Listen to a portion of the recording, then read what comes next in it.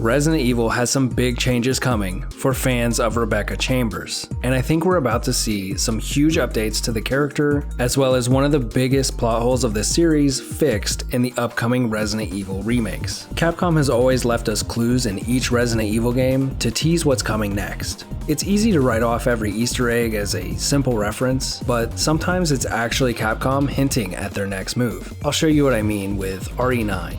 If you look at Requiem, there are 3 things that stand out to me as potential clues for the future of Resident Evil. Leave a like to help out the channel, and let's break it down. First, there was this bottle, which was actually just an anagram of the word Veronica. Obviously, a few months later, we got the big Code Veronica remake reveal. You can let me know what you think, but to me, this was a clear teaser for the upcoming remake of Code Veronica. It was easily missable, which means only the super fans that obsess over every detail would catch it. And it's just too big a coincidence to me that this word can spell Veronica, of all things. That being said, the second clue was much more obvious, and that was the children's toys being arranged to reference Resident Evil 1 and RE0. The Code Veronica remake had been rumored for a long time, and it ended up being real. The other rumor that was always mentioned alongside it was a remake of Resident Evil 0 and a re-remake of Resident Evil 1. So in terms of remakes, I think that's where we're headed next after Veronica, and not Resident Evil 5.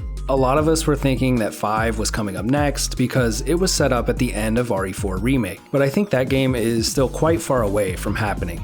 I mean, I think it's inevitable that Capcom remakes all of these games at some point. But I think with the credible rumor floating around for RE0 and now RE1, and the references to 0 and 1 here in Requiem, it's likely that we see those games first. Plus, this way it just makes more sense because Capcom can build up Wesker's character in the remakes before his big finale in Resident Evil 5. Which brings me to the third and final clue that RE9 gave us to show us where the series is headed next, and that is the Rebecca Chambers photo. I mean, I could be wrong, but to me, Capcom bringing back this famous Easter egg 20 years later was much more than just a fun nod to Resident Evil 2. I actually think it signals that they have big plans for Rebecca Chambers in the upcoming games. Capcom knows that Rebecca is a super popular character. She's even had major roles in the latest animated movies. But there's always been a lot of demand for her to star in another game, and Capcom has known this for quite some time now. If we look back about 5 or 6 years ago, there was this leaked game in development called Resident Evil Outrage, and it was likely going to be Revelations 3, a lower budget spin-off game that would have expanded Rebecca's character and lore in the world of Resident Evil. The game made it far enough in development that it had a playtest demo called Investigation, but the project was eventually scrapped. We do know a few details about it now though. For one, it starred Rebecca Chambers, and she was exploring a university where students had gone rabid, using weapons like scissors and box cutters to attack her. This setting and the scenario kinda reminds me of Vendetta, the first animated movie that Rebecca appeared in back in 2017, which is pretty interesting. Another interesting thing is that this scrapped Revelations game had things like investigation mechanics, environmental weapons that you could use, and Wesker as the main antagonist. Remember that one because it's important for later. The playtest demo ended with Rebecca being strangled and captured by a masked man, who was sort of a mysterious killer. Their identity would likely be revealed later throughout the story. The leaker of all this, Dust Golem, speculated that a lot of these ideas and mechanics from the scrapped Revelations 3 build were retooled and applied to Requiem instead.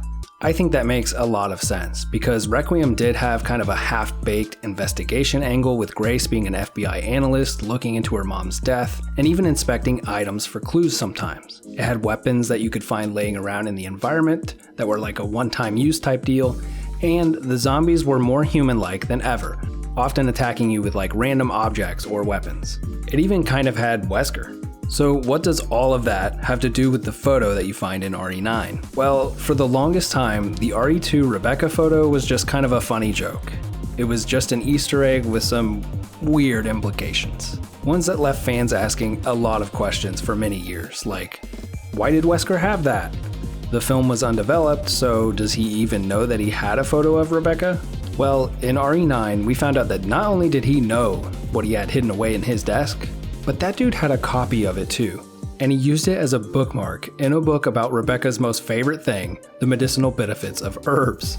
He even scribbled an absolutely asinine alliteration exercise on the back, which kind of exposed him for being obsessed with Rebecca when that ended up being the code to unlock his sunglasses case. I mean, I think the dude was just obsessed. He recruited her to stars himself, and it was long speculated that he was looking to make a move on Rebecca. And I think this was Capcom's way of saying, yeah, he was.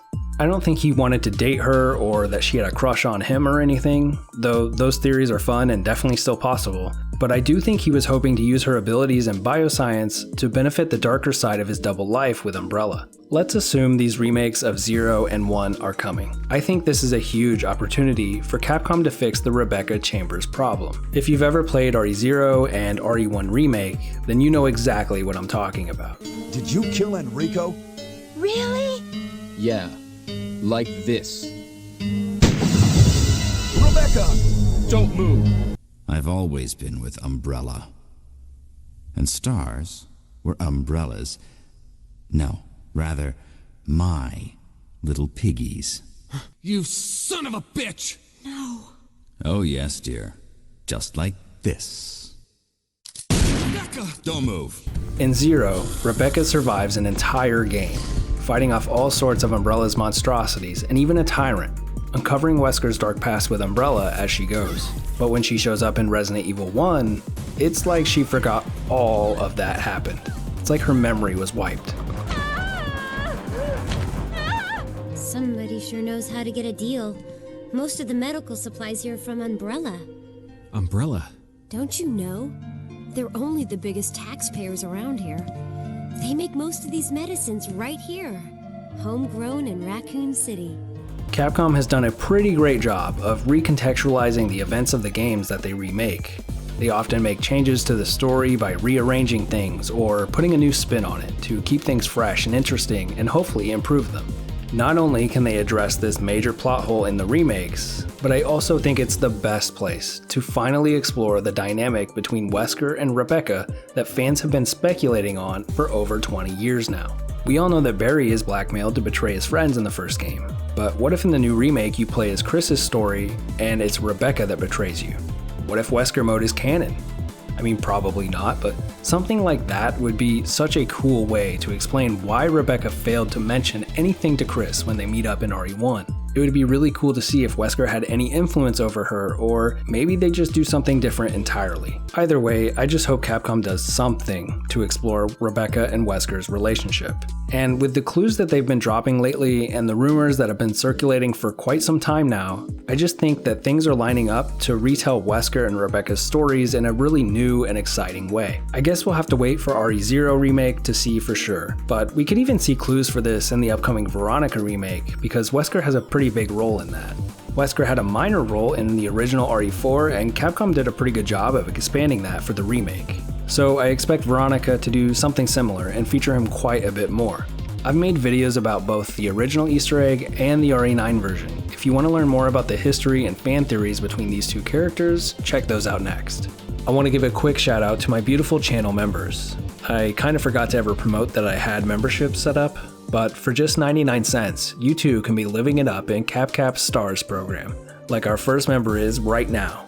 This absolute legend that you see before you is currently enjoying membership perks like exclusive Resident Evil videos, all while supporting the channel in the process. I appreciate you. And I appreciate all of you for watching. Let me know what changes you hope to see in the upcoming remakes, and I'll see you on the next video. Thanks for watching. You're gonna hit the shot, right? Oh yeah. You got the...